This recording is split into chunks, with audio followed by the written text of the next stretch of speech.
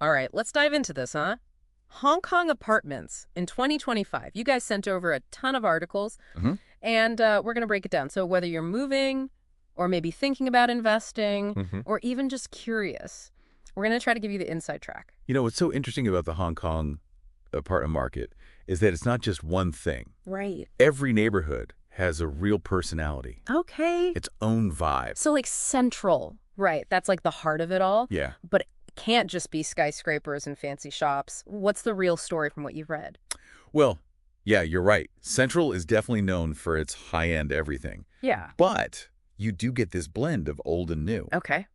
So you can be walking down a historic street, maybe lined with colonial-era buildings, turn a corner, and bam, you're face-to-face with this gleaming skyscraper. Oh, wow. Okay, so it's not just a concrete jungle. But let's be real, living in Central has to be expensive, right? Yeah. It's definitely a premium location. But here's a little nugget from the articles. Some of those older buildings in Central, they offer surprisingly spacious apartments, Okay. and they're a fraction of the cost of those luxury towers. Really? So, yeah. Of course, you might be trading a private gym for a walk-up, Right. Yeah. but it's a trade-off some Uh, people are willing to make. yeah, that's the kind of insider info I need. All right, what about Repulse Bay? I mean, those beachfront views got to be incredible, but come on, is it really all sunshine and rainbows? What are the downsides? The stuff they don't put in the brochures? Well, Repulse Bay definitely lives up to that luxury reputation. Yeah. Imagine waking up to the sound of waves crashing, Oh, yeah. having your coffee overlooking the South China Sea. Ugh, that sounds That amazing. does sound pretty good. Yeah. But even Paradise has a price tag. Okay. The articles highlight that transportation can be a bit limited, especially during peak hours. Ah, I see. And if you rely on public transport, you've got to be ready for maybe a longer commute than you'd expect. Okay, so peace and quiet comes at a price. Yeah. Gotcha. Now, Sai Kung, that's another interesting one. They make it sound like a nature lover's paradise. Is it as good as they say? Sai is definitely a breath of fresh air. Literally, you got your hiking trails, you got beaches, and it has a close-knit community feel.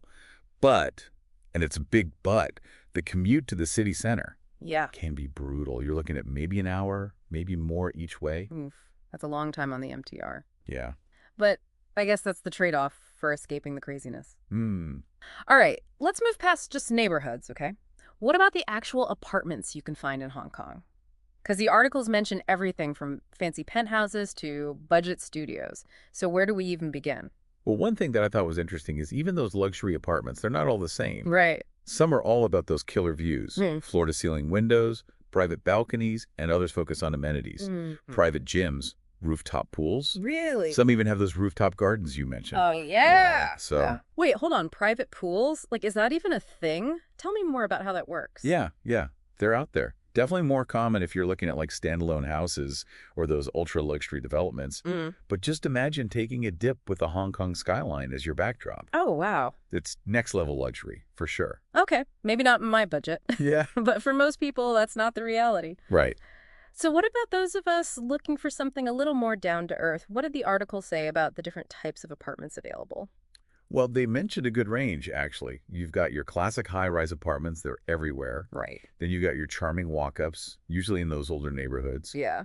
And for anyone who really needs space, you've got those low-rise buildings and even a few standalone houses. Okay. Though obviously those are pricier and harder to come by. So there's something for everyone then, depending on your budget and your lifestyle, I guess. What about the serviced apartments? Those always sound so convenient in the articles. What's the catch? Yeah, they can be great, especially for shorter stays. Or if you just don't want the hassle of setting everything up yourself. Right. You get the convenience of a hotel with the space and privacy of an apartment. Okay. And usually they come fully furnished. Nice. But the key takeaway from the articles is they do tend to be more expensive than just renting a regular apartment. Okay, so convenience comes at a price. It does. All right. Before we go full-on fantasy mode with rooftop pools and ocean views, let's talk about the reality of renting in Hong Kong.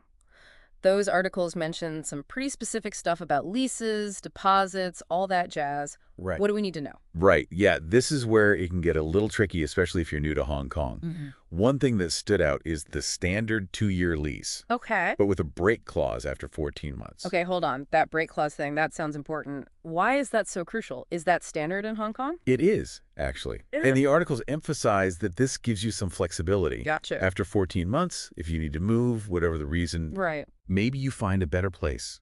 Your circumstances change. You have the option without being penalized. Okay, so it's kind of like a safety net. Yeah. I like that. What about the other costs?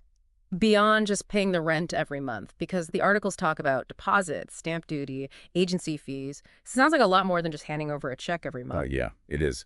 You'll typically need to pay a security deposit, usually 2 months rent up front, Wow. plus the first month's rent. Then there's stamp duty, that's a government tax, Right. and an agency fee if you're using an agent. Ugh. So those upfront costs can really add up. Any tips from what you read on how to deal with all that? The big takeaway is be prepared. Factor in all those extra costs when you're budgeting for your move. Okay. And don't be afraid to negotiate. They mention there's often some wiggle room, especially if it's a slower rental market. Okay, so be informed, be ready to negotiate. Hmm. Gotcha. Is there anything else from what you read that really stood out to you about the basics of renting in Hong Kong? Yeah, they really emphasize how important it is to inspect the apartment thoroughly before signing anything. Like, take photos, Okay. videos, Here. note any existing damage, Right. clarify who's responsible for utilities and repairs, get it all in the lease agreement. Yeah, better safe than sorry. All right, so we've talked about the neighborhoods, Yeah. the types of apartments, Mhm. and the rental process. Hmm. Where do we go from here? What else did those articles reveal about Hong Kong apartments? Well, this is where things get really interesting. The articles delve into luxury living, budget-friendly options, and even the future of apartment living in Hong Kong. Oh, okay. All right, let's dive in. Welcome back to our deep dive into Hong Kong apartments.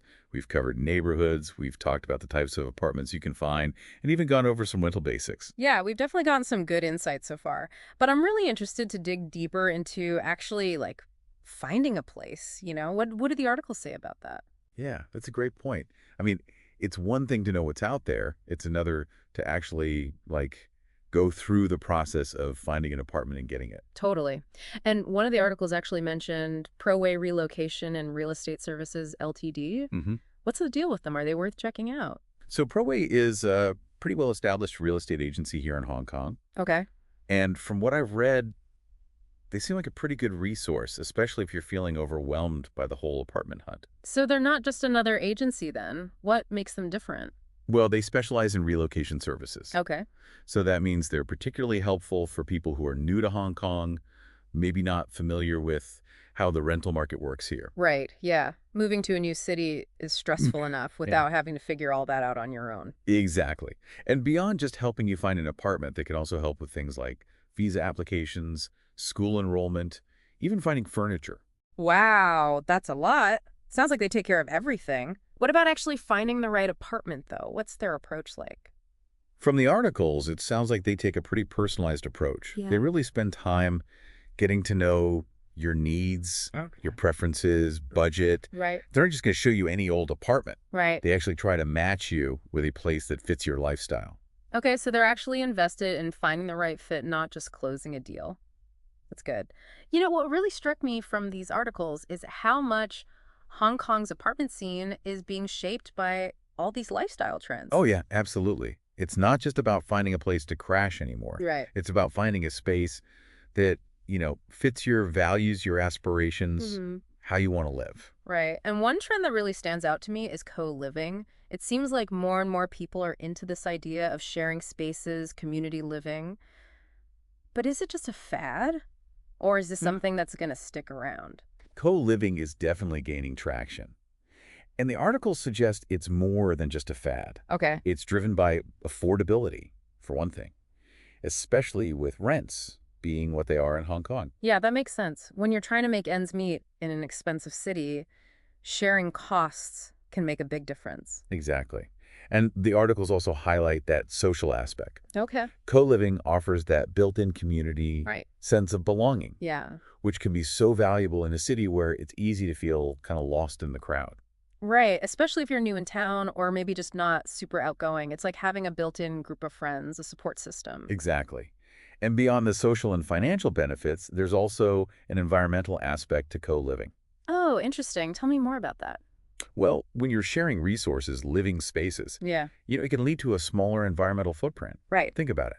You're sharing a kitchen, laundry facilities, Yeah. less energy being used, Yeah. less water being consumed. So co-living is good for your wallet, good for your social life, and good for the planet. I'm starting to get it. What are the actual co-living spaces like, though? The articles paint a pretty vivid picture. Some are sleek and modern, Mhm. designer shared spaces, all the latest gadgets. Okay. Others are more laid back, more community focused. Mm-hmm. Yeah. So there's variety even within the co-living world. But let's be honest, it can't be all sunshine and roses, right? What are the things they don't tell you in the brochures? Well, one potential downside is the lack of privacy. Okay. When you're sharing spaces, you're going to be interacting with other people a Yeah. lot, maybe more than you're used to. Right. So if you value your alone time, co-living might not be the best fit. What else should people keep in mind? The articles also mentioned how important it is to, really consider the community aspect. Not all co-living spaces are created equal. Right. Some are much better at fostering a sense of community than others. Mm-hmm. So it's really crucial to do your research, find a place where you feel like you'll actually fit in. Right. It's not just about the physical space, it's about the people you're going to be living with. Okay, so co-living is definitely one trend that's shaking things up in Hong Kong's apartment scene. What else is catching your eye from those articles? Sustainability is another big one. It's really shaping how apartments are designed and built in Hong Kong. I'm always a little skeptical when I hear the word sustainability. It feels like it's become a bit of a buzzword. But these articles seem to suggest it's more than just marketing hype when it comes to Hong Kong apartments. You're right to be skeptical. But what I found encouraging is that the articles actually highlight concrete examples of how sustainability is being integrated into buildings. And it's not just Yeah. about slapping a few solar panels on the roof. Right. It's much more than that. Okay, I'm listening.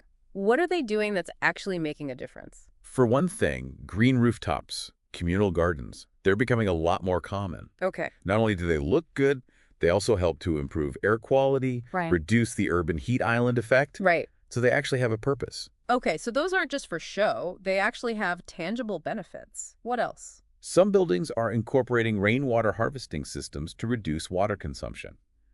They're using energy-efficient lighting and appliances throughout the building. Okay. So they're thinking about sustainability from the start, not just adding on a few eco-friendly features as an afterthought. So they're really thinking holistically about it. But Mm, are these features just found in like those super expensive luxury buildings, or are they making their way into more affordable options as well? That's a great question. Ah, And what's encouraging is that the articles highlight how sustainability is becoming more mainstream. okay, good. It's not just limited to high-end developments anymore. That's great to hear. It would be awesome to see sustainable features just become standard in all types of housing. Absolutely. And it seems like that's the direction we're heading in. The articles mention government initiatives, Okay. growing consumer demand as the driving forces behind this shift. So it's a combination of top-down policies and bottom-up pressure from people who want to live in more eco-friendly spaces. Exactly. And it's creating a pretty exciting landscape for the future of apartment living in Hong Kong. Okay, so we've got co-living, we've got sustainability, both changing the game.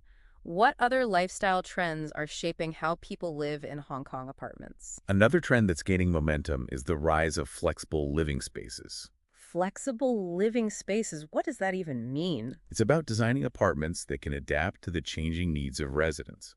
Think like movable walls, modular furniture, Okay. multifunctional spaces. So you can kind of transform your apartment depending on what you need at any given time, almost like a transformer, but for your home. Exactly. It's all about putting the resident in control, creating space that can evolve with your lifestyle. Need an extra bedroom? No problem.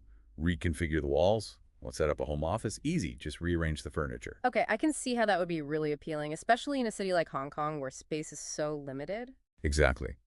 And the article suggests that this trend is being driven by a couple of things. The rise of remote work is a big one.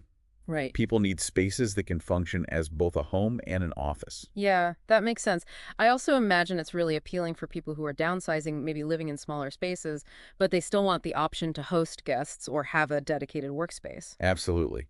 And for families, flexible living spaces can be a game changer, As kids grow up, their needs change, Yeah. and a flexible apartment can adapt to those changing needs without having to move. So it's about creating a space that can kind of grow and evolve with you. Huh. That's pretty cool.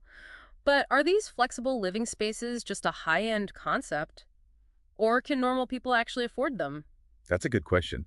And what's interesting is that the articles actually highlight how this concept of flexible living is starting to trickle down to more affordable housing options. So it's not just limited to those fancy designer apartments. Not at all. Developers are beginning to incorporate elements of flexible design into more mainstream buildings. That's awesome. It would be great to see that become the norm, not the exception. I agree. It makes a lot of sense, especially in a dynamic city like Hong Kong. Okay, so we've got co-living, we've got sustainability, we've got flexible living spaces, all shaking things up. It's clear the way people are living and thinking about their homes is changing. It's really fascinating to watch. And it makes you wonder what other trends and innovations are on the horizon. Right, what will Hong Kong apartments be like in 5 years, 10 years, 20 years? I guess that's a deep dive for another day. But before we wrap up this one, I want to circle back to something we talked about earlier, that emotional side of finding the right apartment. Yeah, it's so important to remember that it's not just about ticking boxes on a checklist. Mm-hmm. It's about finding a place that feels right for you. Exactly. It's about finding a place that feels like home. And these articles really highlight that creating that feeling is largely up to us. It's about personalizing our spaces, making them reflect our personalities, our passions. Absolutely. And that can be so empowering.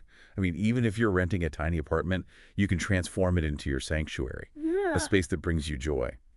I love how the articles talk about how even small details, things that might seem insignificant, can make such a big difference in how you feel about a space. It's true. It's those little touches that add character, Right. warmth, Yeah. make a house feel like a home. Exactly. Well, Whether it's a collection of like vintage travel posters, a gallery wall of family photos, or even a carefully curated bookshelf. hmm. It's about surrounding yourself with things that you love that reflect who you are. And it doesn't have to be expensive or complicated. Okay. It's about being thoughtful, Mm-hmm. intentional about how you create your space. Okay, so personalize your space. Got it. Yeah. Well, what about those of us who aren't naturally gifted at decorating? Any tips from the articles on how to make an apartment feel more like home? Well, one suggestion is to start by thinking about what you love, Okay. what makes you feel comfortable and happy. Mm-hmm. Is it spending time in nature? Bring in some plants. Choose natural materials. Do you love cooking? Invest in some beautiful cookware. Create a welcoming kitchen. So it's about reflecting your passions, your interests in your decor. I like that. It's not about following trends. It's about creating a space that feels authentic to you. Exactly. And there's so many resources available now, to get inspired, Yeah. find your personal style. Yeah, from design blogs, magazines, to online marketplaces, local boutiques. There's a ton of inspiration out there. And don't be afraid to experiment. Yeah. It's your space. Yeah. Have fun with it. All right, so we've covered a lot in this part of our deep dive. We talked about the rise of co-living, the advancements in sustainable design, flexible living spaces, and how important it is to personalize your apartment to make it feel like home. It's been quite a journey. Mm-hmm. But there's one more crucial piece of the puzzle we need to talk about. Right, the rental market itself. What are those articles telling us about the financial side of finding an apartment in Hong Kong? That's what we'll be looking at next. Get ready for a deep dive into rents, property prices, market trends. All right, welcome back to our deep dive on Hong Kong apartments. Yeah. We've covered neighborhoods, apartment types, rental basics, and even all those cool lifestyle trends shaping the market. It's been a lot. But before we set you loose on your Hong Kong apartment adventure, Yeah. we got to talk about the rental market itself. Right. Those articles you gave us, they have some really interesting insights, Mm-hmm. especially as we're looking ahead to 2025. Okay, yeah, because understanding the market is crucial.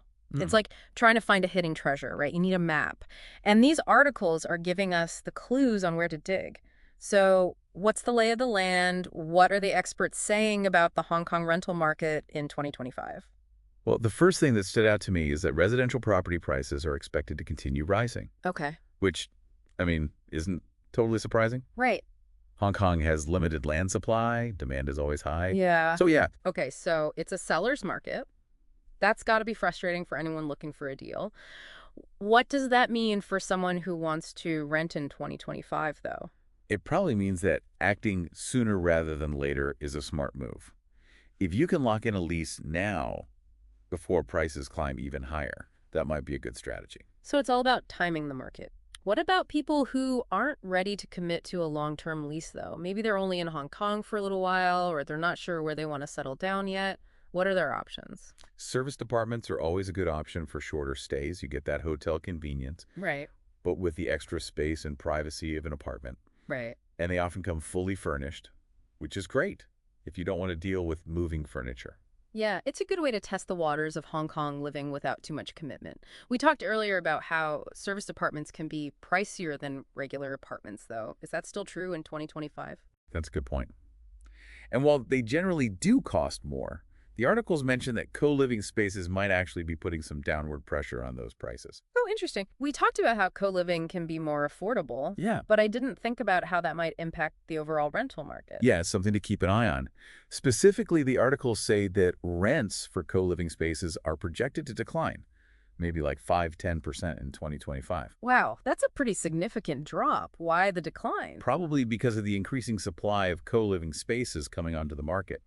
As you have more options, competition heats up, and that can lead to more competitive pricing. Makes sense. It's like supply and demand, right? That's good news for anyone considering co-living. What about the traditional rental market, though? Any predictions on how rents might change in specific neighborhoods?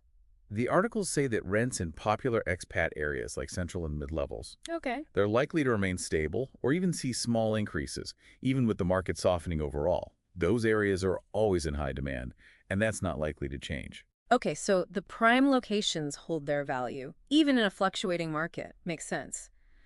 Are there any neighborhoods where renters might find better deals in 2025, though?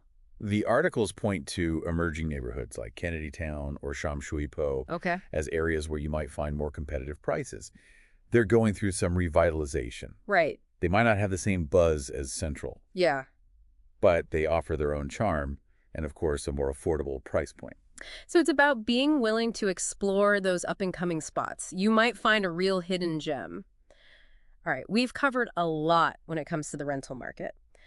Before we wrap up this whole deep dive, though, I want to touch on something that's been kind of a recurring theme in our conversation. This idea of finding a place that truly feels like home. Yeah, it's so much more than just square footage or amenities or even price. It's that feeling of belonging, that connection to your space. Right. And what I love about these articles is how they emphasize that creating that feeling is really up to us. It's about making our spaces personal, reflecting who we are, what we love.